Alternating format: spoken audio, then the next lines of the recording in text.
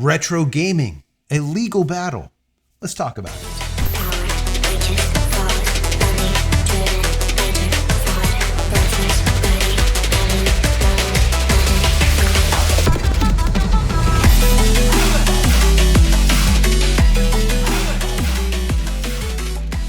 Hey everybody, welcome back to the channel. Thank you so much once again joining me for tea time. Today we have a little bit of fireside.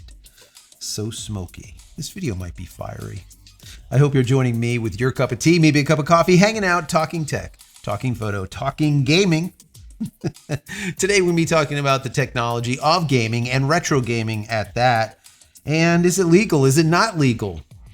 Well, you guys have asked me to show you a bunch of video games that I currently have on this game machine that my son and I built. And in the last live, I wrote on this pink post-it note a bunch of games that you guys wanted me to play. Asteroids, Frogger, Kaboom, Galaga, Hero, Pac-Man, Pitfall, Spy Hunter, remember that? Q*bert, Defender, Donkey Kong, Centipede, there's a lot. Space Invaders. So I was gonna do that. And I was going through a few articles over, I think it was on The Verge or somewhere, and something popped up. And it was a really nice guy. He's like a gamer. He's a retro gamer. He has a retro channel, and we'll get into that in just a second. And he got 2 strikes from Nintendo recently.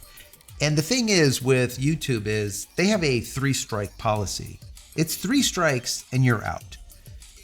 And I want to talk to you guys about this a little bit. I'm going to show you the machine. I'm also going to show you, like, I don't know, some of the games. Like here's a, what do we got here? This one is the GameCube. Whole bunch of GameCube games. I have when I say I have a lot of games, I have video games. I am a gamer, all right? I've always been a gamer. I used to own a software company and I sold games for 13 years, okay? I sold educational, all kinds of stuff. I love games. I have games dating back to the Commodore, VIC-20, the 64, Sega, Atari 2600, 50, you get it, okay? I have all of them. So I have hundreds, no, I have thousands of video games all stored. The thing is in my personal opinion, there should be fair use. That you should be able to take the games that you own and back them up. And the reason being is a lot of these video games, especially like cartridge form, remember the cartridge video games you'd put into the different consoles? Like for example, 2600, you would stick it in there and the thing would be like pink. You stick it in there again, it would be like blue with a bunch of blocks. You'd be like, and you stick it in there, you might hit it. And then all of a sudden, boom, you're playing your game. Yeah, well, that happens. Now, is that your fault? No, you own it, right? You bought it. You didn't actually buy the game, whatever the game is. You actually bought the license to use that game. Well, if their equipment is faulty and no longer works because of whatever the reason is, does that mean that you no longer own the game? Not really, in my personal opinion. Now, there's been this fair use thing going on with this for... I don't have an answer for you. I am not an attorney here, all right? I just want to give you some information. And like I said, I'm going to show you what I did or how I built this retro game machine. I called it the Time Machine. I built it with my son as a way of going back in time. And I was able to then show him all of the video games that I played without having to set up all of the countless consoles. I was able to show him all of these games and allow him to play them and kind of relive my childhood with my son. It was a ton of fun. Now, everything that I say in this video, all right, understand that I'm not an attorney. I'm just giving you my point of view on it, and that's simply it. This is commentary, all right? This is not CNN. This is commentary, my commentary, what I believe, okay? Your beliefs might be different. So I want to get into this article with you, and then I'm going to show you the cabinet that my son and I built together over the course of many weekends. And I'm going to tell you exactly how we did it and the devices that we needed to make it all happen. I hope you enjoyed this video. I really, really enjoyed putting all this information together for you because it is definitely near and dear to my heart. Once again, I am a gamer. I enjoy this. If there was a way for me to be able to show you these games playing, I would, but I honestly do not want any type of copyright issues with this channel. Since gaming is not my, let's say, bread and butter, okay? I don't want to go and end up with a copyright strike because I showed a video game that Nintendo doesn't like that I put up on the screen for 35 seconds, or Capcom or Sega or whoever, right? We just don't need that. But I want to give you this information so that you can decide, what do you think about all this? And then down below, I want to hear from you. What are your thoughts? Who do you believe? What do you think should be done going forward? Also, if you enjoyed this video, throw it a thumbs up. That's very helpful. Don't forget to subscribe if you're not. If you are subscribed, I appreciate that. Click this little notification button so when I go live and when a new video comes out, you'll be notified of it immediately. And if you want any of my ebooks, they are free just for you being here. Go to JCristina.com/ebooks and you can pick them up. Once again, they are free. And if you want to say thank you for all of my hard work in this channel, little thank you button down here. Click on that, give $1 or $2 if you like. If not, it's perfectly fine. The video is still free. Consider becoming a member of the channel. That would be even better. And if you want more specific videos that I've put together over the course of the last 5-6 years, I've put them together in a playlist. You can take a look at my Life After Adobe Cutting the Cord series. You can take a look at my Windows Cutting the Cord series, moving away from Windows, moving into Linux. Any of my Starlink content, there's over 360 videos over there just on Starlink. So take a look at some of those playlists and hopefully there's some videos that you like to watch. Anyways, let's jump into this article. Imagine turning your passion of retro games into a full-time career only to find yourself facing potential career-ending copyright strikes from one of the biggest names in the industry, Nintendo. That's exactly what happened to Russ Crandall, a YouTuber behind Retro Game Corps with 500,000 subscribers. Crandall's channel celebrates gaming nostalgia, showcasing ways to enjoy classic Nintendo games on modern devices. But Nintendo's latest copyright takedown have put Crandall's channel and his livelihood at risk. Crandall's story is inspiring. After battling a rare autoimmune disease that led him to a major career shift, he left the Navy to focus on content creation, diving headfirst into his YouTube journey. But the very platform that brought him success may now be a threat. On September 28th, Crandall received devastating news. Nintendo issued a DMCA takedown against his video showing how well Wii U games perform on Android handheld devices. In a blink, YouTube removed his video, and his channel received a second copyright strike. One more strike, and YouTube's 3 strikes and you're out policy could shut down his channel permanently. Frustrated and fearful for his family income, Crandall decided to take action, declaring he would self-censor all Nintendo content going forward. Quote, "I will no longer show any Nintendo games on screen," he told his fans on social media. Nintendo strikes are especially confusing since countless content creators and streamers share Nintendo footage without consequence every day. That is fact. Nintendo may be well in its rights to issue a takedown, but why target Crandall, a creator who actively promotes buying games legally? In videos, he often displays physical cartridges to prove his support for Nintendo. Despite his efforts to avoid infringing content, Nintendo zeroed in on 2 of Crandall's videos. One of the games featured a MIG dumper, M-I-G, MIG dumper. I've seen that. It's actually pretty cool. A device that can transfer legitimate game cartridges to digital files for personal use. Once again, backing up your cartridges, backing up your DVDs, backing up your games. Crandall made it clear he does not endorse piracy, yet Nintendo seems to view his work as too close for comfort. Now Crandall faces a difficult choice. Sit tight and hope that the strikes expire in November, or submit a copyright counterclaim, a move that could open him up to a potentially grueling legal battle with Nintendo. Not good. Richard Hogue, a business attorney, explains, quote, "It's a dangerous game. Even if you win, it will be an expensive and time-consuming burden." That's a big deal, and trust me, I know all about that. I was sued for $55 million for something similar to this. Not exact, but something similar. I ended up winning, but it cost hundreds of thousands of dollars. So what he says here is 100% factual. IP attorneys, intellectual property attorneys, are extremely expensive. Look to pay $500, $600, $750 per hour.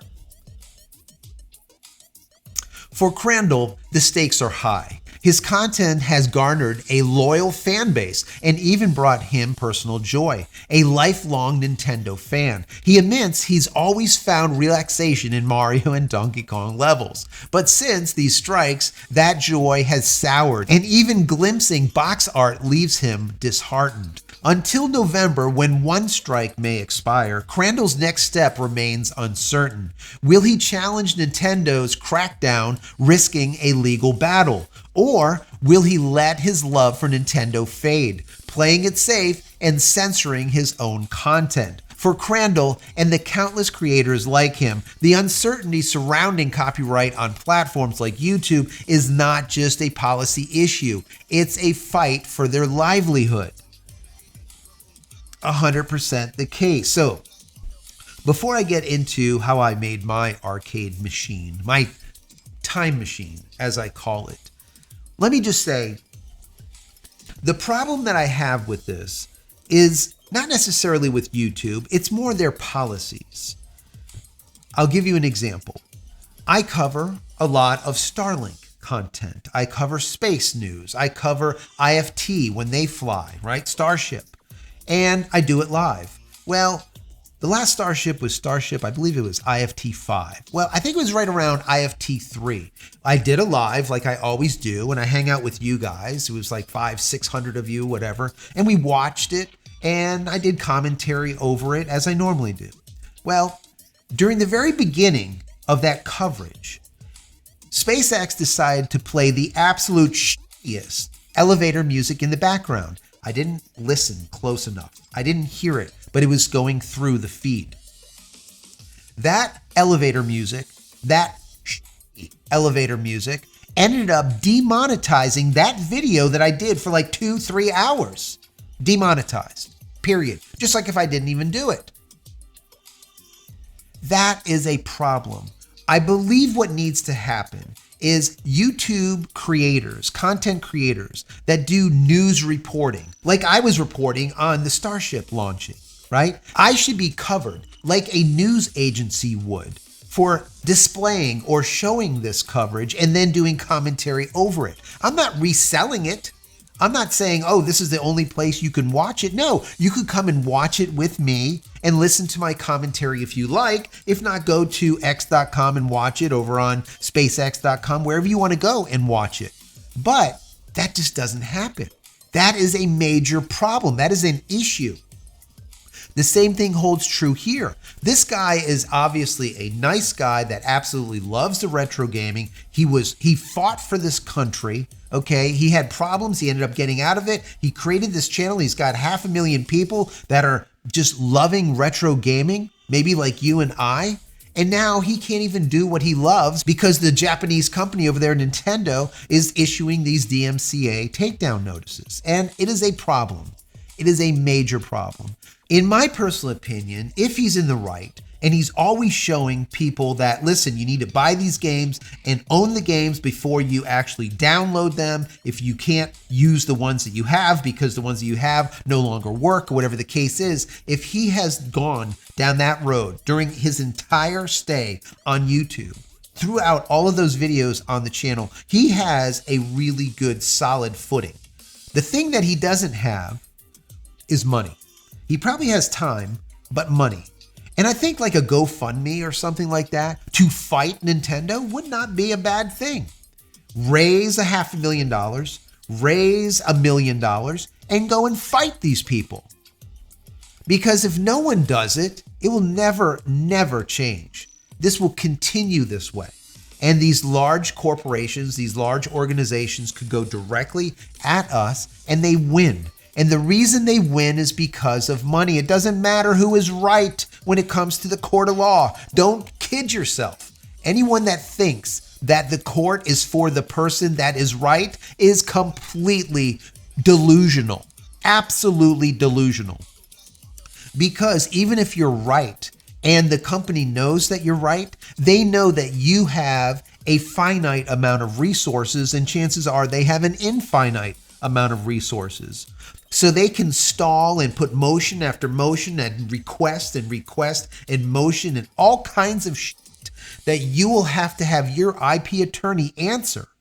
Those answers cost money. Once again, $500, $600, $750 an hour to answer those bullshit motions. That's just how it is. It's just a sad case on how our judicial system works, but it is the case. So maybe a GoFundMe, putting together $250,000, $500,000, maybe $1 million, maybe finding someone, a donor, someone that really is interested in retro gaming, that has a ton of money, that wants to donate, have him bring in those attorneys for you. I think it would be an awesome thing. I really do. I think it would make news. All right? Going against these people, going against Nintendo. I don't think it's a problem. I think it's a good thing, because then people like us can use that as precedent, as a legal, let's say, fallback to, and say, look, this is what happened when this went on with Nintendo and this guy, and he ended up winning. So let's get into the retro game that I created, the Time Machine with my son. Now, the entire box is like 7 feet tall, all right? And inside that box is this. Let me show it on the screen just so you can see what it looks like in there. There is a RetroPie and there is a hard drive. It's an SSD. That is it. That's the entire thing. Then, of course, you have the buttons and the joysticks that you have to buy. But that is the whole thing. You have a RetroPie that looks like this. You have a power cable. You have an HDMI out to send to your monitor, all right? And then you have all of your games on something that looks like this. That is it. This is the entire setup. Now, there is different packages that you could use. I personally use RetroPie. That is a Linux distribution, let's say very lightweight, specifically for doing retro gaming. Once again, it's called RetroPie. You can download it. It's free.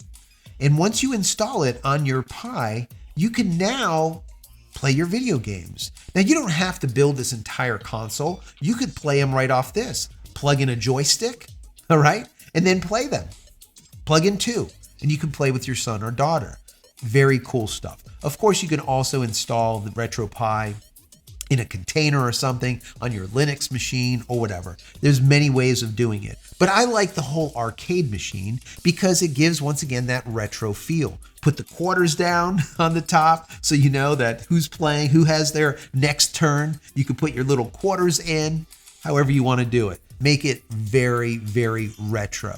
And allow your son or daughter to be able to experience what you experienced when you were a kid. When your parents gave you a roll of quarters on a weekend, right? And you would go to the arcade and play for hours and hours on end because all the games were a quarter and not $5 now that we see when we go to arcades, right? They were a quarter. And we had a ton of fun and literally spent hours and hours in there with our friends. Now, like I said at the very beginning, any ROMs that you download, make sure you actually own a copy, a physical copy of that ROM. If you want to do it illegally, you do it illegally. But I'm saying the legal way to do it is own those games. Like, for example, here's a whole bunch. These are, These are the GameCube, Mario Golf, Sonic Heroes. Who else do we have here? Super Mario Sunshine. We have Turok. I remember this thing. God, haven't played that forever. Mario Kart, whatever. Make sure you own them, all right? And then if you do own them, remember, you have discs. Let me find one that has a disc in it. Here we go. They look like this, okay? Little mini disc. Well, how about if this disc gets scratched or your dog eats it or smashes it or there's a problem with it? What then, right? Now all of a sudden, what, you don't own this Sonic Heroes anymore? No, you bought the license to play Sonic Heroes. You didn't buy the game. You don't own the game. You bought the license to use it. So in my personal opinion, if you own it and you want to use this game on your retro device, you should be able to. Now, like I said, I don't know if this has been fought in court before. I don't know. I didn't research it. But the bottom line is that's my personal opinion. If I own the game, I should be able to make a copy of it and play it on any device that I want. You do you, right? You do you. The bottom line here is you be the judge, all right? You're not going and reselling these. You're going to use them for personal use, and you're going to hopefully have some good quality time with your son or daughter. Once again, that's all you need. A Pi, which really, these Raspberry Pis, they go for like, I don't know, 50, 60, 70 bucks. I don't know. That's it. Maybe some joysticks, some place to store your games, plug it in, and you're golden. Now all of a sudden you have a retro game machine that you can play once again with your son or daughter. I really, really enjoy this. The entire machine took, like I said, about maybe 2-3 weeks to build. We made it out of this cabinet. We made it out of MDF. You could make it out of plywood if you like. I like MDF. It's a little bit heavier, but MDF, if you get it wet, it's pretty much screwed. So don't get these things wet. But that's the old school methodology. They made them out of MDF and they were pretty rugged, and they really did a great job for housing the units. Now remember, back then they were CRTs hanging in there. They were very heavy. There was boards that were like this. Matter of fact, I wish I could show you some of the boards. I have some boards, some old arcade boards. They're like this big, 1.5 feet by 1.5 feet. They were big, and sometimes they were double deckers that would unfold like this big. It was like massive. All right. Now that was one game. Now you get like hundreds of games, 1,000 games on something this big with your SSD drive, which is just mind blowing to me. Anyways, guys, I hope you found this interesting. I want to know your thoughts. What do you think about all this? Do you think that if you bought a CD, let's say, or a cartridge or a video game or even a movie, if you bought it, do you own it? Do you own the license to it? Should you be able to back it up so that you can access it in perpetuity? Or do you believe that once that VHS tape, that beta tape, that CD is scratched, that cartridge no longer works, the blowing into it doesn't work anymore? Does that just mean that you no longer own it? I don't know. I don't think so. I personally believe in the whole idea of being able to back up. What say you? Do you or do you not? Down below, I would like to hear from you. Also, do you think that this person, Crandall over there, do you think that he should fight Nintendo? And if so, how would he do it? Do you think maybe a GoFundMe type of thing is a good way to do it? Do you think that there might be a IP attorney out there that's also a gamer? Like Elon Musk, for example, he is a gamer. He loves playing Diablo 4. He plays online live. He loves gaming. When he's not working on all of his companies, his recreational time is gaming. Someone like that might want to put forth a few $1 million to fight Nintendo. But remember, it's not just about Nintendo. It's all of the companies, right? It's not just Nintendo that's doing these takedowns, these DMCA takedowns. It's a lot of different companies. We're focusing in on them based on this story. But it's a lot of the companies. And like I said, you just need to get one person to win, and now you have precedent, and now you can use that in a court of law as saying, you see? And that's very important. Very, very important. Anyways, once again, what say you? Down below, I want to hear from you. If you're shy, you don't want to put something down there, put an emoji. Put an appropriate emoji. Put a joystick emoji or a Space Invader or something having to do with arcades. That would be awesome. Anyways, guys, I hope you enjoyed it. Throw it a thumbs up if you did. And finally, head over to my website, JCristina.com, where you can find all the photography tools that I invented for you, and my merch and my tees and my shirts and my books and everything else. Check it out. Go to JCristina.com. Pick something up. Help support me and my family. Many blessings to you and your family. Stay safe. Stay healthy. Stay connected. Game on. We'll see you in the next one. Love you. Hope you're joining me with my cup of tea. What the hell? Joining me with my cup of tea? Oh, good.